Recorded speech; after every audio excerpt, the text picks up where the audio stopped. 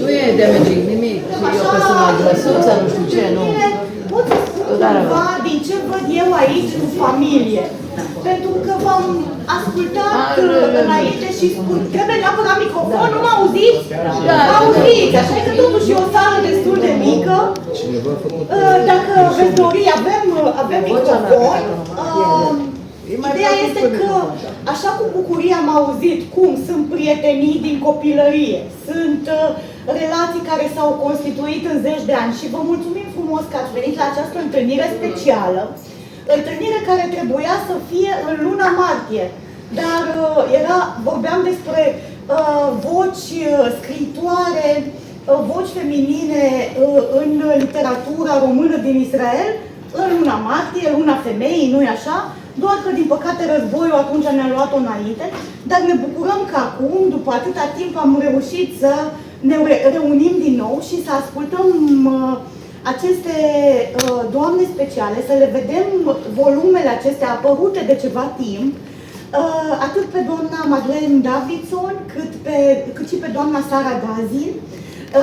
Iar așa cum se cade, la două doamne scriitoare trebuia să fie și un domn, care o va prezenta încă din deschidere, înțeleg, pe doamna Sara Dazin. Și vedeți și acest mediu special pe care ni l-a creat aici doamna Dazin, pe care o vedem nu doar în ipostaza dumneaei de scritoare, ci și în ipostaza de pictor, da. Vedem câteva portrete și cred că și portretele se înlănțuiesc foarte bine cu acest subiect al femeii și al femeii în literatură și în arte. Vedem, cred că sunt doar portrete de femei și o să vedem și câteva lucrări, cred că, puțin mai târziu. Dar, în orice caz, vorbim de două scriitoare care s-au impus în fața publicului israelian, în fața publicului român și în fața publicului internațional, pentru că știu că au lucrări traduse în mai multe limbi și sunt două autoare care sunt cunoscute și iubite aici în Israel. O să am plăcerea, mai spre final, la rugămintea doamnei Madeleine Davidson, să vorbesc puțin și despre literatura onirică, literatura care vorbește despre vis și pe care Dumnezeu o abordează atât de frumos, dar asta lăsăm pentru mai târziu. Deocamdată vă mulțumesc și aș vrea să-i dau cuvântul domnului Popine. Aș dori să încep prin a-i mulțumi doamnei Victoria Sara Dazin pentru încrederea care mi-a acordat în scopul prezentării ultimului ei volum, Sinuosul labirint spre împlinire, a apărut anul trecut în editura Saga. Pentru început, câteva cuvinte despre autoare. S-a născut la București, într-o familie de intelectuali, tatăl fiind regizorul de filme documentare Pavel Constantinescu, Paul Iosefson, pe numele de naștere. A crescut într-un mediu familial, pentru care contactul de cultură al Bucureștiului făcea parte din viața cotidiană. După absolvirea liceului, urmează cursurile școlii de asistente medicale și lucrează în profesie timp de 9 ani la București. A făcut Alia în 1982. Timp de aproape 30 de ani a lucrat ca asistentă medicală la Spitalul Ichilov din Tel Aviv. Pe parcursul carierei profesionale a obținut masteratul în administrație medicală și în administrație publică, ambele ale Universității Clark din Statele Unite. Victoria Sara Dazin este ceea ce se poate numi o artistă completă. Scrie poezie, povestiri pentru copii, eseuri, face traduceri și dictează. Pasiunea pentru scris și desen și-a manifestat-o încă din adolescență. Dar roadele s-au ivit doar în anii maturității și în special după pensionare. A publicat în reviste de limbă română din Israel, revista mea, Orient Express și Jurnal Israelian, a publicat până în prezent 7 volume, din care 2 albume de artă, cu lucrări proprii și 2 cărți pentru copii, toate apărute la editura Amazon din Statele Unite. Este o prolifică colaboratoare a editurii Saga, condusă de Adrian Graunfels. Pe platforma Jurnalului Israelian, redactat de același Adrian Graunfels, Publică eseuri, recenzii și traduceri. Activitatea artistică se completează cu cea plastică. A participat la expoziții colective la Lod, Ramle, Modic și Tel Aviv. Ultimul ei volum, Sinuosul labirint spre împlinire, este o culegere de amintiri, eseuri, poezii și povestiri cu iz alegoric, unele în ivrit, altele în engleză și franceză. Paginile cărții sunt presărate cu imagini, fotografii din viața personală și picturi executate de autor. יכולה לשבת, נכון? תודה רבה לך, סליחה. Să punem prezentarea. Eternul feminin în creația mea. Cum? Eternul feminin în creația mea. Avem aici Eternul. primul slide. Imediat, câteva secunde durează până...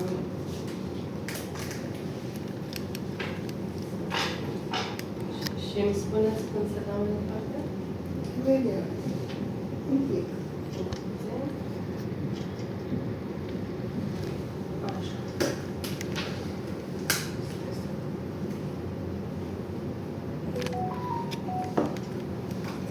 Sunt create medii diferite. Asta este acoarele, de exemplu. Următorul. Creion.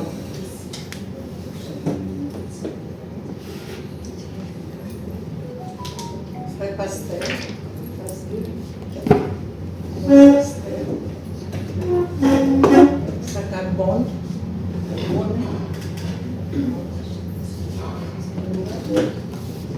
Astea sunt crete colorate. Ce este expus aici? Da, exact.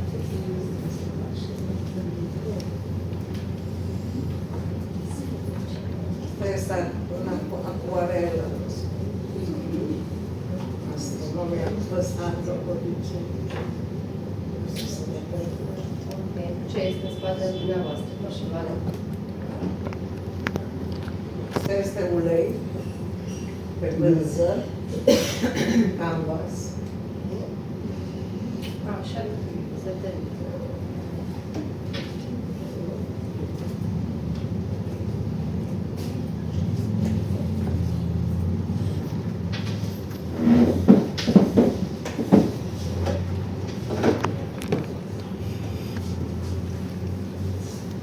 Deci ne revenim la cartea doamnei Gazin. Cartea începe cu succinte amintiri din copilărie și adolescență. Apoi, sunt două scurte texte care dezvăluie ceva din lumea internă a autoarei. În continuare, facem cunoștință cu două figuri care au lăsat amprenta adâncă în memorie ei, un coleg de școală și un profesor. Textele care urmează vorbesc din nou despre copilărie și adolescență, crâmpeie din viață, primul contact cu realitatea israeliană la aterizarea pe aeroportul Ben Gurion și primele zile la centrul de absorbție din Ashdod. În continuare, facem cunoștință cu tatăl autoarei, regizorul Pavel Constantinescu. Diversitatea etnică și culturală a Israelului se dezvăluie prin lucrarea pe care am tocmit-o în cadrul cursului de antropologie, pe care l-a urmat la Universitatea din Tel Aviv, alături de alte cursuri. Astăzi suntem părtași la contactul cu sărbătoarea Mimuna și aflăm date interesante despre această sărbătoare a evreilor marocani și o scurtă istorie a evoluției sărbătorii ei în Israel. Scurte relatări ale vizitelor în străinătate, Elveția și Parisul, sunt prilej de a ne împărtăși cititorului amănunte inedite și interesante despre muzeile vizitate.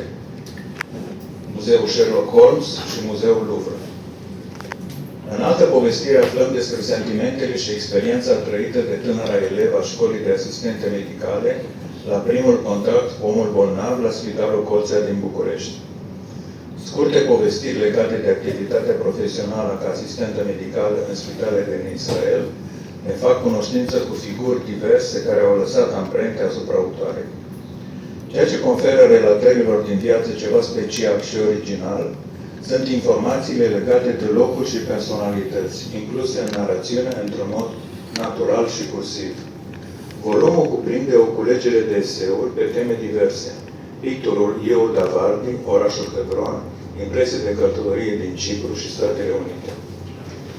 Sceneta cu țeava care țiuie este scrisă cu umor și realism și amintește de schițele lui Frank Kishon.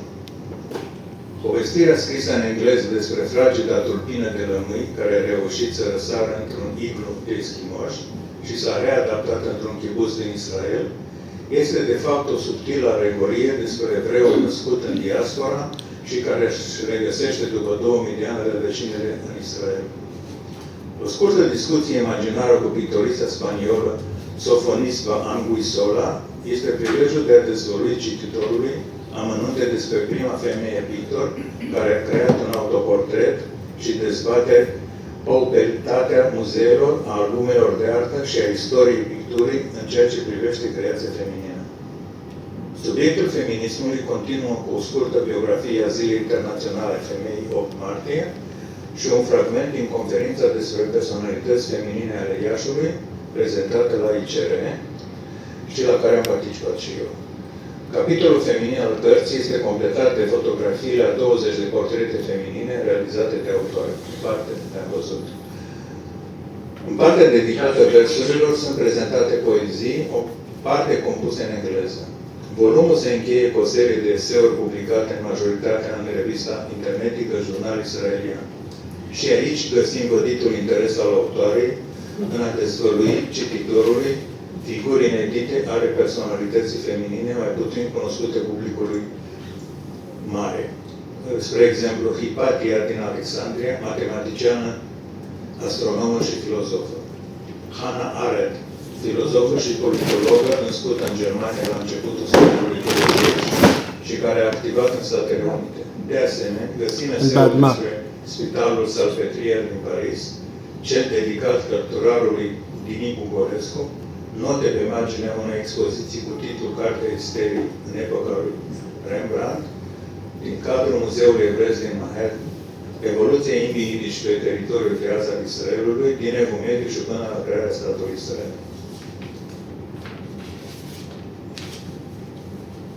Eseul intitulat Pisicile de librărie, scris în engleză, este extrem de interesant și foarte bine documentat. Ne face cunoscută legătura între pisici, librării și muzee. Ultimul eseu care își încheie cartea este o scurtă incursiune în istoria măsurării timpului, scris în franceză. Ultimul volum al Victoriei Saradazin permite cititorului să facă cunoștință cu varietatea creației ei și în același timp să pătrundă universul sufletesc al autoarei. Victoria Saradazin se descoperă ca o scriitoare cu har, care se adresează cititorului într-un limbaj realist, direct, cursiv și degajat, cu un subtil umor și totdeauna cu informații bine documentate și verificate.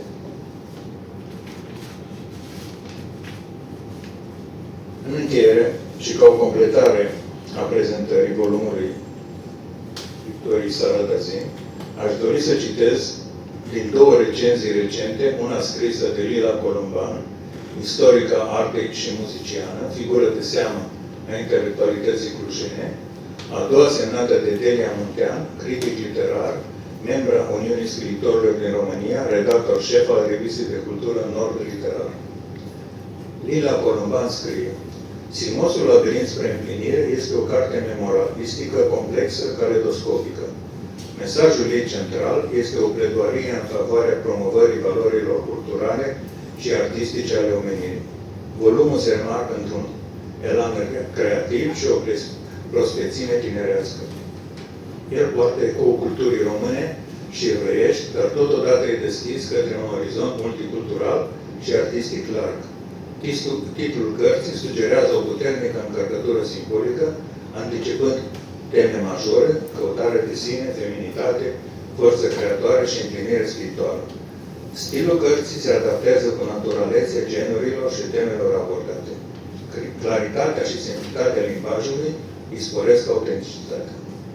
Delia Muntean scrie: Cele 9 capitole ale volumului la oaltă configurează un traseu existențial cu imprevizibile meandre, cu poticniri și recalibrări venite în a pune la încercare inteligența, altruismul, echilibrul interior și perseverența personajului, respectiv autoarea.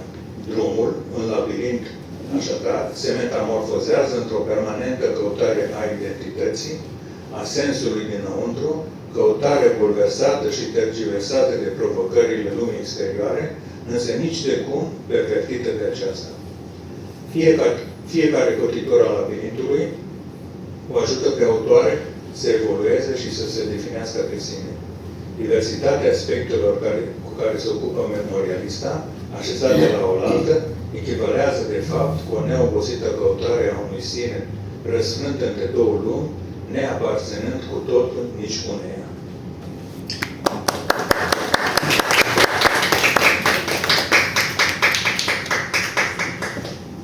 În motorul cărții mele am citat din psihologului Carl Gustav Jung. Consider că este datoria celui care își urmează propriul drum să informeze societatea despre ceea ce a găsit în călătoria sa de descoperire. Vreau să citesc un fragment.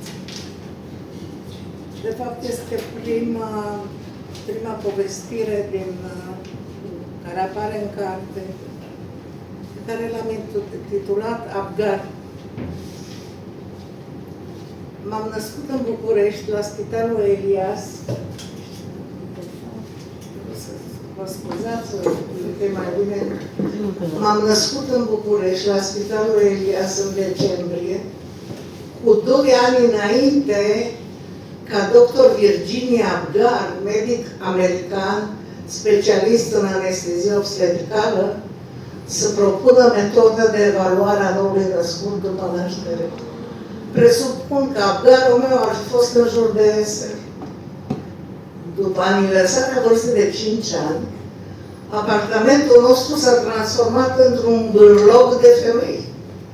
Mama, bunica, eu și sora mea cea mică. Asta după ce l-am văzut pe tata costumat în moșgerilă, că iese pe ușă.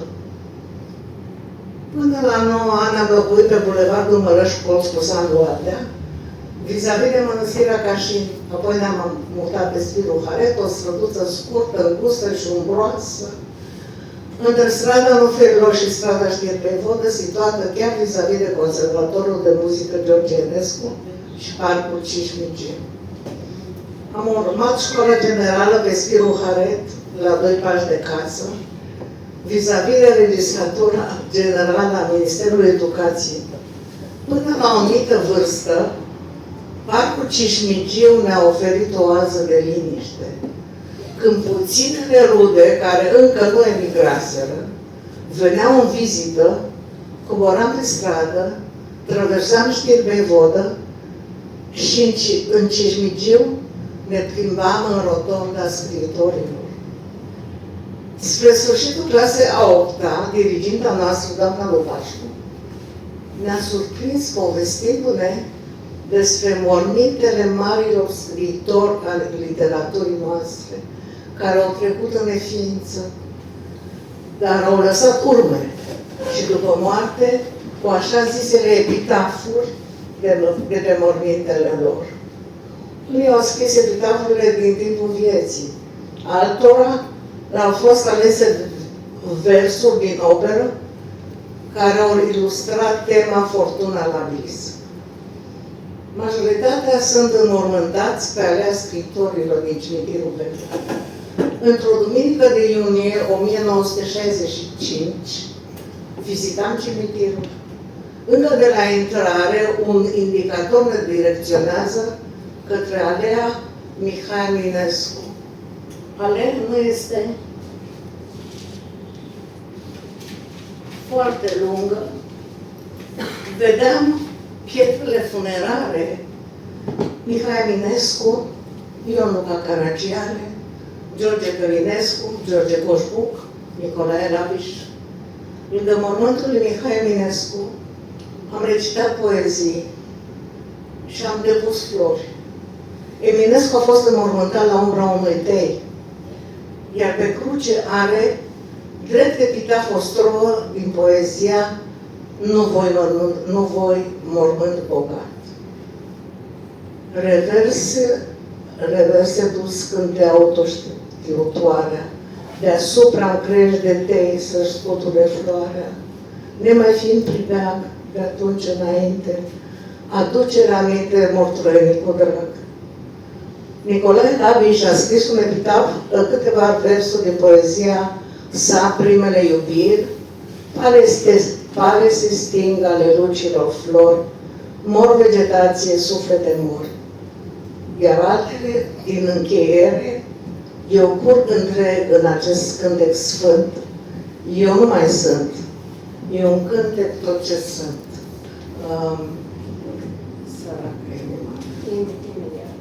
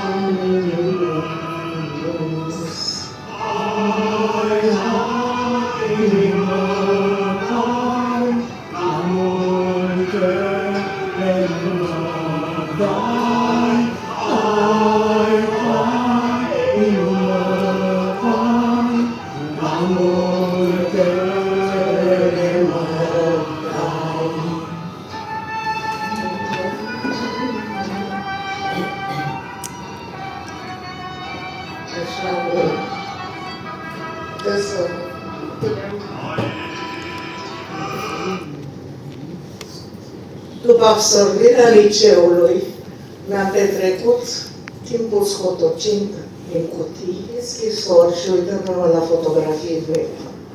Am simțit îndemnul de a primi mai multe informații despre rudele mele.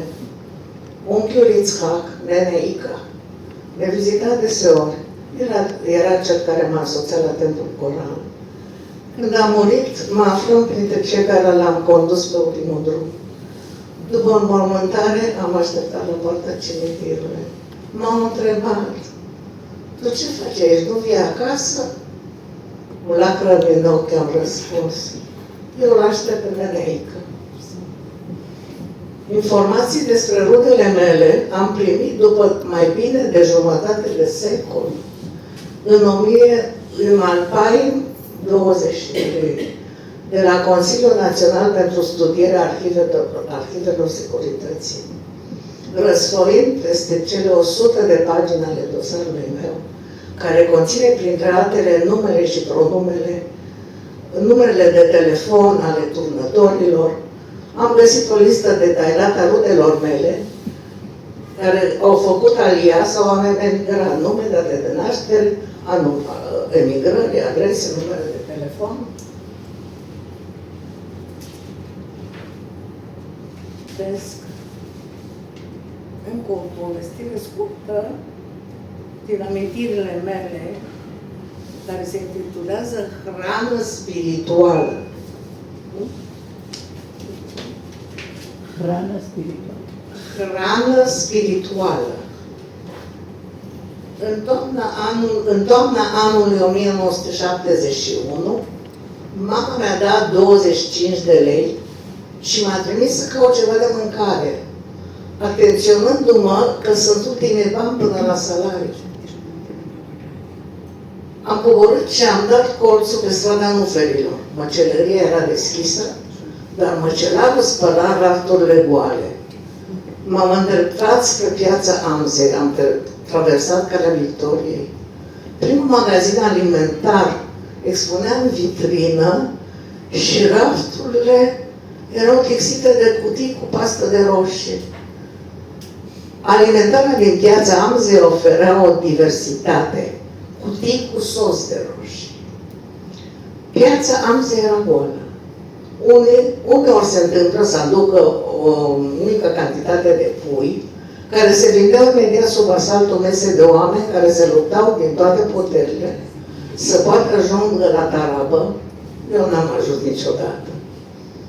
Traversez Bulevardul Magheru, în dreptul grădinii, o terasă, grădinița, și mă îndrept spre blocul Leonida, care la partea după o stea câteva magazine alimentare.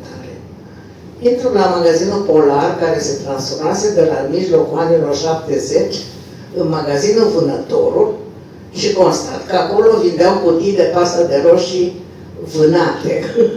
Continui spre blocul cu colonade din Romană, din piața Romană, unde zăresc un negru, mă apropii să văd ce se dă.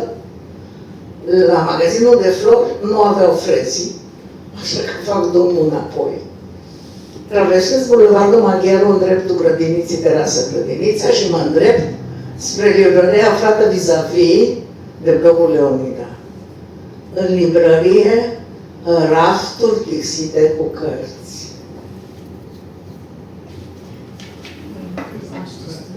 Beletristică, cărți pentru copii, carte străină, biografii, cărți de lux, cărți ediție Princeps, cărți de filozofie, albume de artă, atlase și enciclopedii ale artelor plastice, cărți de muzică și arhitectură, cărți din domeniul cinematografiei. Portretele inconfundabile ale lui Amadeo Modigliani mi-au atras atenția. Un mic album de artă, prețul 25 de lei. Am plătit și m-am întors acasă. Am intrat direct în bucătărie și am pus micul album pe masă. Mama și bunica se uitau una la alta uluite. Groaza li se citea pe chipuri. S-au retras în liniște în camerele lor și m-au lăsat de una singură să savurez hrana spirituală.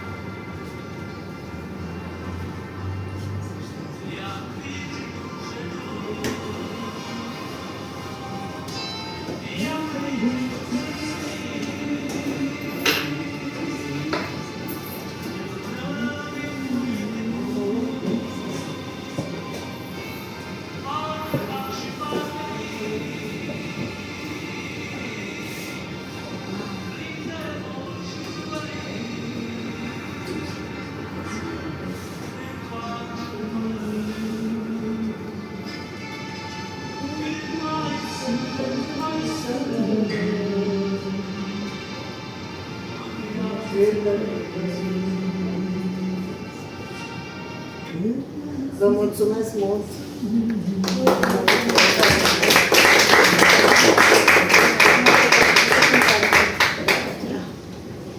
Noi vă mulțumim foarte mult pentru momentul acesta nostalgic pe care am văzut că l-ați trăit și dumneavoastră cu toții. Aș vrea să vă spun că în urmă cu aproximativ 25 de ani când am fost în Israel, mă uitam în revistele românești de aici la o doamnă pe care o admiram foarte mult, roșcat, ochi albaștri, care scria foarte frumos și apărea multe poze din aceste reviste. La momentul acela nici nu mi-a trecut prin minte că doamna Marlene Davison va spune să spun câteva cuvinte despre cartea ei, despre ultima mai recentă carte, Revelația. Ea este autoarea în numeroase volume de poezii, de proză scurtă, de romane și iată aici un volum de novele. Și la momentul acela, de asemenea, nu știam că este medic stomatolog, ceea ce pentru mine este încă și mai impresionant decât toate cele. De altfel, aici sunteți mulți medici de diverse specialități, am văzut, care sunteți preocupați și de cultură, de literatură și e foarte interesantă această apropiere între medicină și literatură. Deci mă bucur foarte mult, doamna Marlene Davison, pentru această întâlnire și pentru că am avut oportunitatea să vă citesc acest volum, care ne duce în zona literaturii onirice, venit un cuvânt care vine de la oneiros, adică vis în limba greacă. Ne aduce aminte de mitologia greacă, unde, așa cum știm, toată această genealogie acestei mitologii, unde este Hipnos, care este zeul somnului, care se naște din zeița nopții Nix și care are o mulțime de copii, care sunt onirei, 1000 de copii, iar printre acești copii este și Morfeu, care este zeul visului. Și apare acest vis, care este cumva o trecere a noastră într-o altă lume, se deschid alte uși și prin aceste uși misterioase ale visului ne duce și doamna doctor Marlene Davidson în această carte a ei. Morfeu este reprezentat ca un zeu cu aripi de fluture și cu o coroană de mac, uneori mac, nu e așa planta care este halucinogenă. Ca să nu spunem că de la Morfeu, evident, vine cuvântul morfină și toate aceste lucruri care ne duc în locuri care țin de subconștient, țin de transcendere, de altceva, de o lume de dincolo și de multe ori în cartea dumneavoastră am văzut revenind acest cuvânt dincolo, o trecere pe care doar visul ne poate permite. Vreau să spun o observație personală. Eu sunt o insomniacă, de obicei nu prea dorm noaptea și m-am gândit că poate un motiv este că uneori nu avem curajul să mergem în lumea visului, unii dintre noi, cei care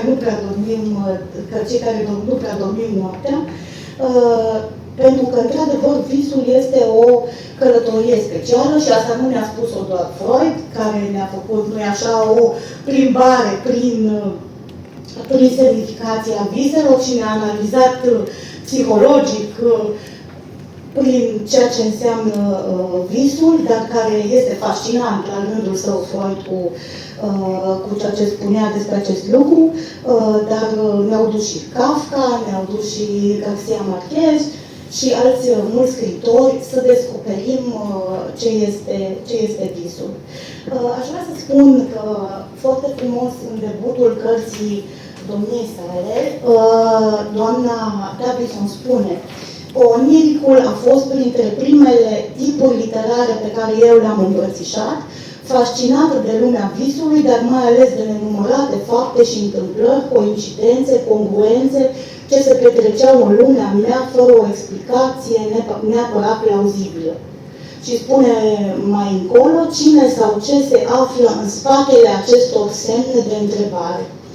Cred că de foarte multe ori la acest lucru încearcă să răspundă, deși uneori sunt întrebări care se mențin până la capătul novelei, nu primim un răspuns, dar ne lasă să descoperim singur răspunsurile la întrebările sale și, de fapt, uneori chiar răspunsul îl găsim în întrebare.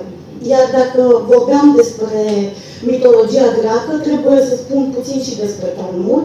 Faptul că se spune că visul este așa cred că scrie în Talmud, este o miime din moarte. Visul este o miime din moarte. De altfel, și la greci, hipnos era geamă cu Thanatos, cu moartea. Și poate că, într-adevăr, visul este o gustare a trecerii de dincolo și câteodată este un privilegiu să ne găsim, să ne regăsim, să ne găsim rădăcinile și legăturile cu părinții, cu strămoșii, de unde venim prin intermediul visului. La ceea ce scrie doamna Marlene Davidson, legătura cu rădăcinile, cu evreitatea și foarte mult cu ce a însemnat Holocaustul este ceva care revine adesea și descoperim repetitiv și obsesiv acest gând, prin ce a trecut familia în timpul Holocaustului. Este ceva ce revine, ceva ce nu se poate uita și ceva care transcende toate generațiile următoare. Nu vreau să vorbesc foarte mult, mă iertați dacă m-am lungit, eu vreau vă mulțumesc și vă rog frumos să ne spuneți mai mult.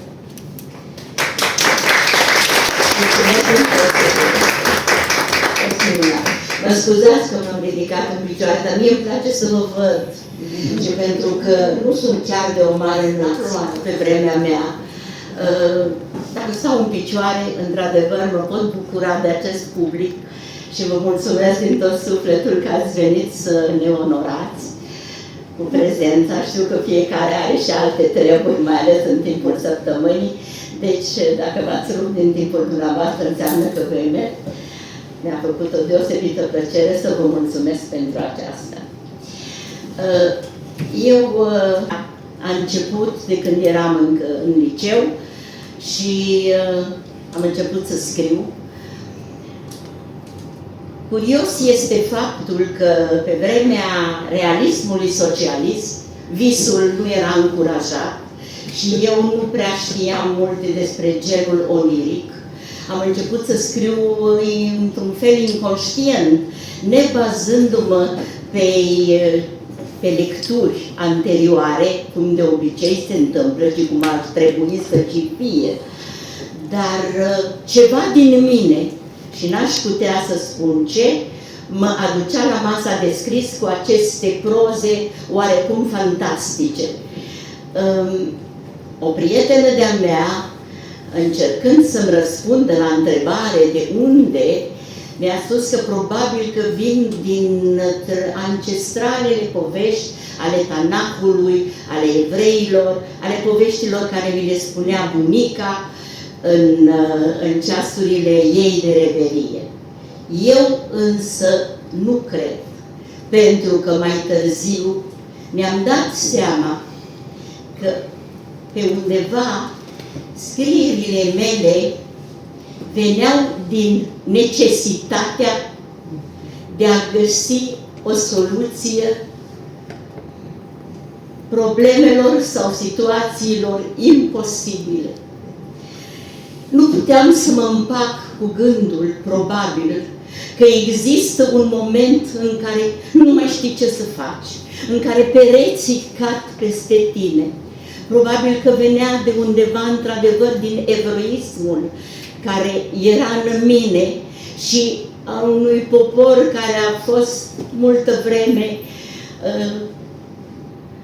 rădifat, să-i spun, nici n-aș putea să-ți spun hulit, a fost marginalizat, a fost urât chiar și probabil că pe undeva lucrul acesta a lăsat urme în scrisul meu, pentru că de fapt și de drept scrisul meu este speranța că într-un fel sau în altul, ori și cât de neagră va fi realitatea, se va rezolva.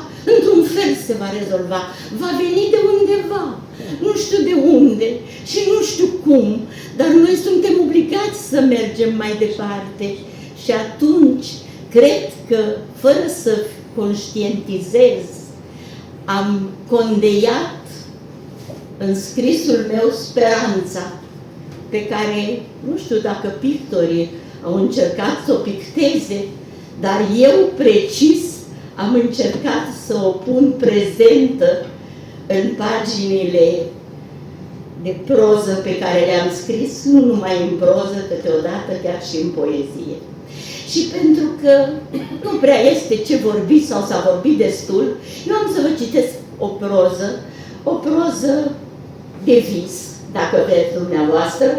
Cred că o proză drăguță, care nu o să vă ia nici prea mult timp și care o să vă și placă. Se numește, permiteți un moment, da? Tânără, dar nici chiar așa, că lângă toate Mark Twain a spus că cine la 45 de ani nu îmbracă ochelari, înseamnă că e analfabet.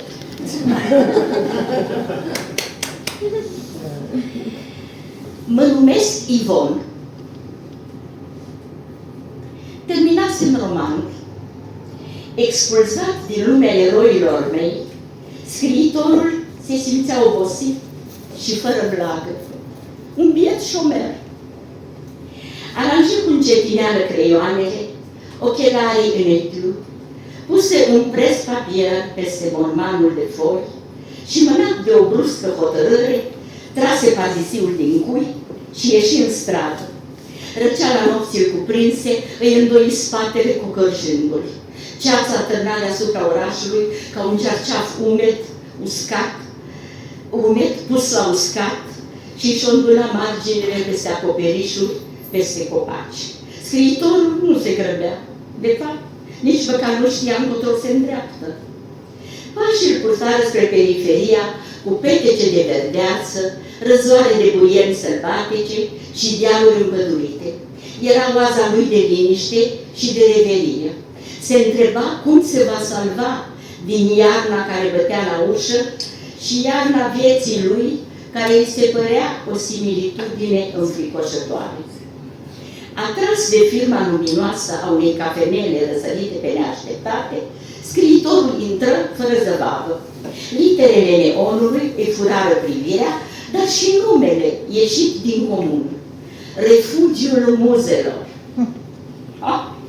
De ani de zile era locuitor al orașului, de ani de zile cunoștea obiceiurile lui de burlac, îl purtaseră peste tot în târg, dar asemenea firmă nu văzuse niciodată. Localul era bun. O tinerică, cu șorț alb, bine scrobit, cu fusta mini, o spătăriță probabil, trebuia că îl neteștea aranjând paharele. Scriitorul străbătu sala și s-a așezat la o masă din colț, acea lipită de zi, inspectând curios localul. Era clar că venea acolo pentru prima oară. Statura lui înaltă arunca umbre de luminat anemic, de o lampă cu picior și abajur pătat de trăsăturile feței sale, săpate liniar, deveniseră parcă mai blânde. Părul cărunt îi atârna în plete, localul îi plăcea. Plictisit, își lăsă coatele să se odihnească pe masă, așteptând să fie luat în seamă. Dar chelnerița nu se grăbea să ia comandă. Scriitorul nu știe răbdarea, ci dimpotrivă, avea timp berechet.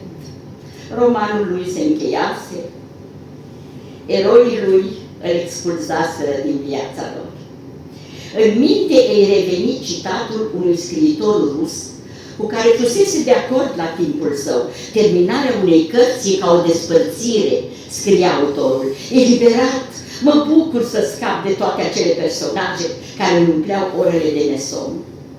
Dar acum, singurătatea nu îi se părea de preferat.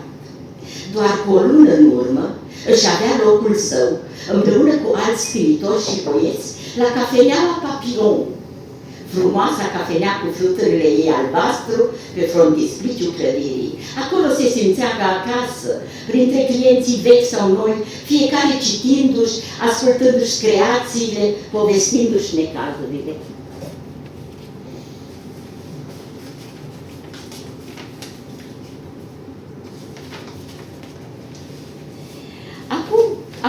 Dar cafeneaua intrase în reparații, iar clienții, fluturii ei albaștri, se risipiseră care încotro.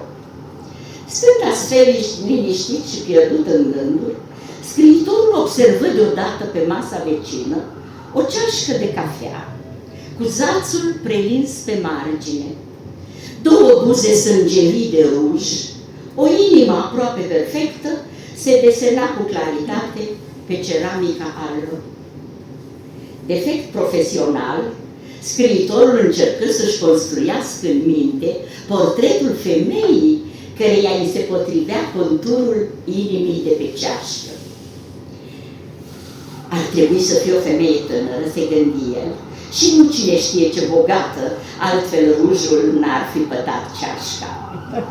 Totuși era greu să definească blondă sau brunetă și atunci închise ochii să-și o imagineze mai bine. Astfel, femeia se întrupă fără greutate, o fructură grațioasă, cu plete negre revărsate pe umeri, cu fața prelungă și ochi încântători de creolă. Buzele pline se desenau senzuale sub luciul carminului, nările tremurau, iar fumul de țigară exhala din scrumiera aprinsă. Însă, negreșit era o femeie frumoasă.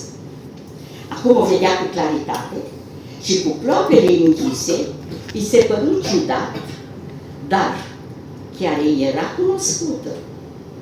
Glasul ei adânc îl făcu să trăsară. Bună seara!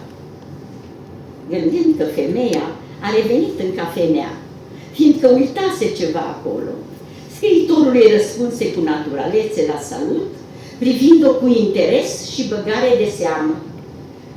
Am impresia că vă cunosc de undeva. Ne-am mai întâlnit,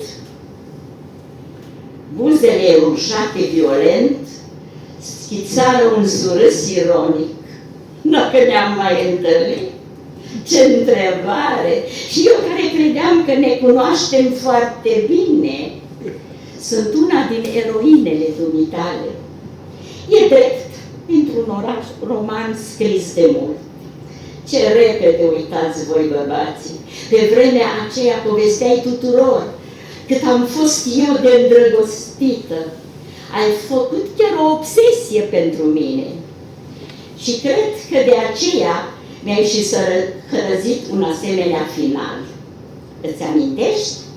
M-ai lăsat în camera de hotel, unde urma să-mi petrec a doua zi după noaptea nunții.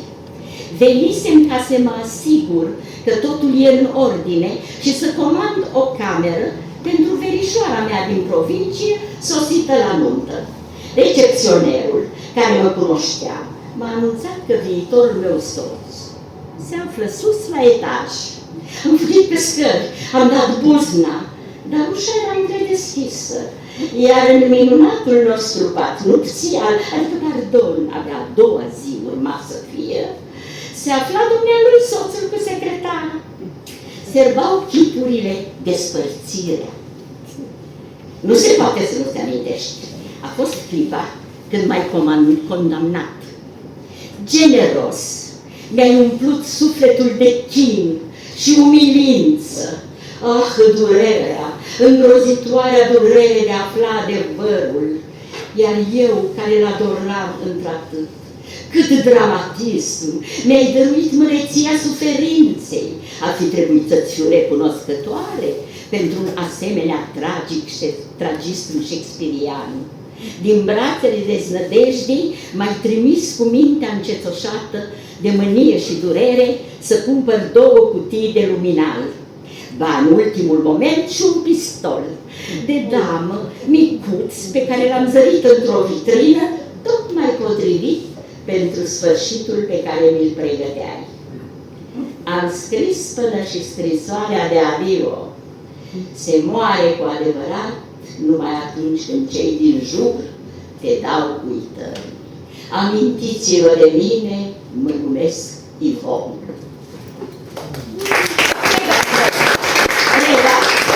Dacă vă convine să mai aplaudați, dar ceva absolut neașteptat și totuși explicabil s-a întâmplat.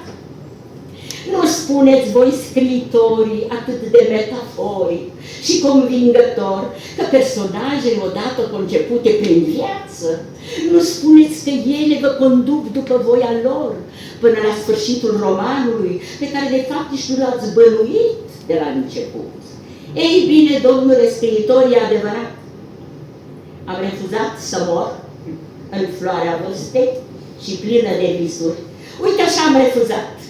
Și atunci am desfăcut cutiile cu pastile și le-am vărsat una câte una în toaletă, răzând de tine și de viitorul meu soț. M-am strecurat în camera lor, în suita pregătită pentru noi și i-am ucis pe amândoi, cu o satisfacție greu de redat. Întâi pe secretară, privindu-l pe el țintă, și apoi și pe dumnealui.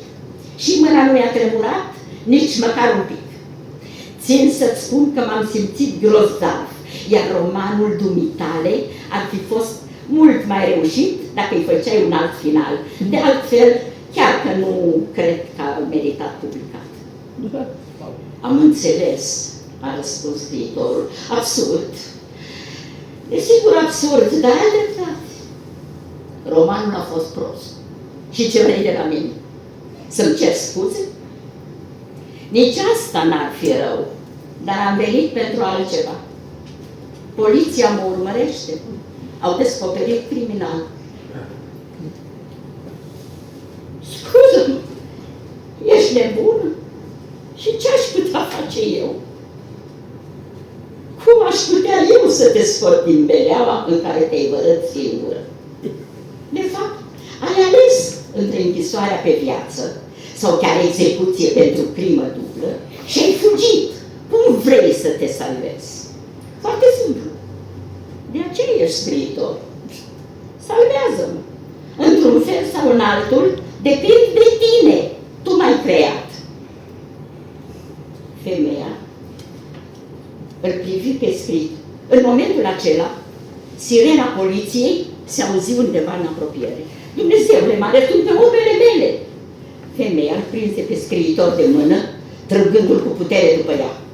Cu mâna rămasă liberă, smulse ușa de la toaletă, îl împinse pe bărbat în geamalăcul întredeschis și cât ai zice putere, săriră amândoi. Degeaba s-a zbătut scriitorul, nu avea nicio scăpare. Acum fugeau pe alea dosnică ce se pierdea în spatele localului. Sirenele urlau, pași grăbiți tropăiau pe cadarăm, scriitorul respira greu, fără veste. Femeia îl abandonă, îl depăși, îl lăsă în urmă și se contopi cu ceața care se lăsa deasupra lor. Tropăitul se auzea din ce în ce mai clar și deodată un glas păuncitor strigă: stai! Îl apucă de revere și îl trase cu putere. Scriitorul deschise ochii și privi înnebunit în fața lui. Lângă el, chelnărița îl trăgea de rever. Domnule, ne grăbim să închidem. Dumneata nu vrei să pleci acasă? Sau poate că te gândești să nu plătești? Te rog, iartă-mă, e o neînțelegere, eu nu sunt un vagabond, eu sunt scriitor. Râse femeia, scriitor? Păi dumneata ești scriitor cum sunt eu, Sofia Loren.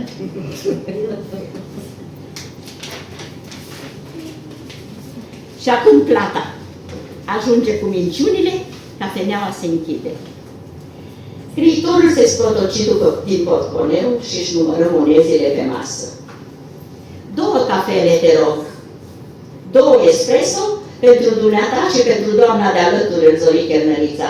A spus că dumneata plătești consumația.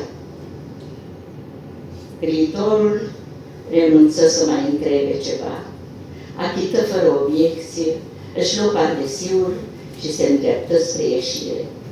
Femeia își dezbrăca șorțul pregătindu-se de plecare.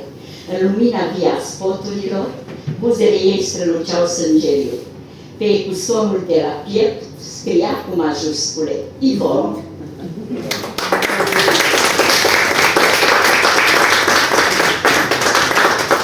Cam așa-l vis, cam așa se întâmplă în povestirile mele și cam așa aș vrea eu să priviți nu toată proza mea, dar câteodată puțin fantastică, pentru că nu știu de ce, pe bune sau nebune, soțul meu îmi spune câteodată că sunt cu capul în nori.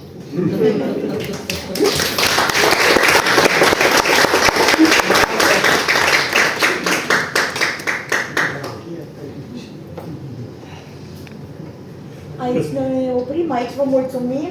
Vă mulțumim foarte mult pentru că am avut onoarea să vă ascultăm, să ne bucurăm de ce ați scris și vă mai așteptăm întotdeauna cu scrierile. Vă mulțumim!